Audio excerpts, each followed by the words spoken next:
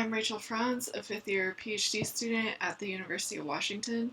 My co-authors are Sasa Junuzovic and Martez Mott from Microsoft Research, and today I'll be presenting our paper Nearmi, a framework for designing point of interest techniques for VR users with limited mobility.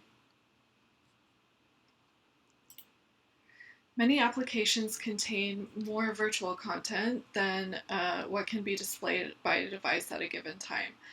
And this requires users to scroll, pan, or zoom to find out-of-view information.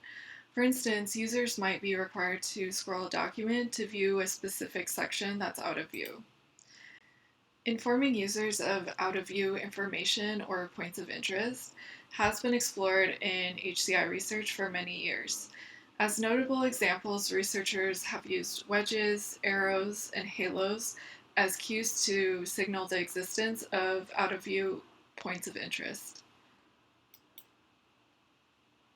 This same problem occurs in virtual reality. The user can only see points of interest that are within their field of view. Meanwhile, points of interest can exist outside of this limited range.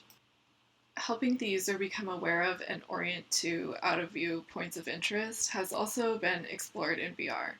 Halos, wedges, and novel techniques such as picture-in-picture views have been investigated as ways of informing users of out-of-view points of interest. But these techniques rely on the users being able to move their bodies and can be inaccessible to people who have difficulty moving their neck or trunk. It can also be difficult for people who must turn their wheelchair to face the direction of the point of interest. Also, trying to use the VR controllers at the same time that the user is maneuvering their wheelchair can make viewing points of interest even more challenging. However, the tools needed to think about how to design accessible point of interest techniques in a structured way do not yet exist. Therefore, we introduced Nearmi, a framework that enables designers to create accessible techniques that enable users to select and orient to out-of-view points of interest in VR. Nearmi has 4 components: representation, display, selection, and transition. The first component, representation, is a cue that signals the existence of a point of interest in the environment. Representations can be visual, auditory, or haptic. In this animation, you can see 2D pictures of the points of interest attached to a medallion. The second component is display, which presents the representations. In this animation, the display is the medallion.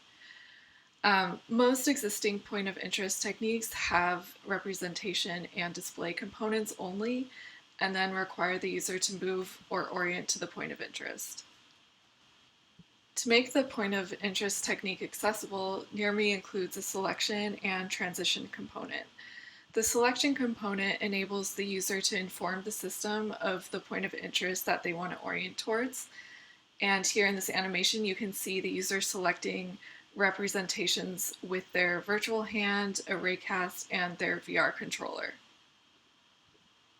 Finally, the transition component orients the user's view to the point of interest either by repositioning the user or the environment. In this video, you can see the camera moving continuously at discrete intervals and instantly towards the point of interest. We implemented different instances of Nearmi components to surface potential design considerations when designing an accessible point of interest technique in VR. You can learn more about the specific instances of Nearmi that we implemented in the paper. We were interested in how different implementations would reveal trade-offs in accessibility, usability, realism, spatial awareness, and user comfort, among others. To better understand design considerations that could impact people's preferences for Nearmi components, we conducted a video elicitation study with 17 participants with self-reported mobility impairments. Over Zoom, we presented videos of each of the Nearmi components being used to orient to out-of-view points of interest.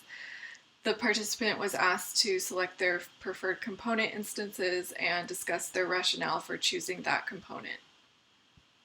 We found that participants mainly discussed trade-offs between accessibility and realism, when choosing their preferred Nearmi implementations. For example, some participants preferred tap because the interaction was similar to how they would interact with technology in reality. However, other participants were also concerned that it would be difficult for them to reach the representations, which was an accessibility concern. Even though participants discussed similar reasons for preferring Nearmi components, they created 13 unique Nearmi implementations. This demonstrates the importance of enabling customizability of VR techniques. This work also highlighted the need for a set of criteria to evaluate accessible VR interaction techniques. Doing so would make it possible to match a user's preferences and individual abilities with appropriate interaction techniques in VR.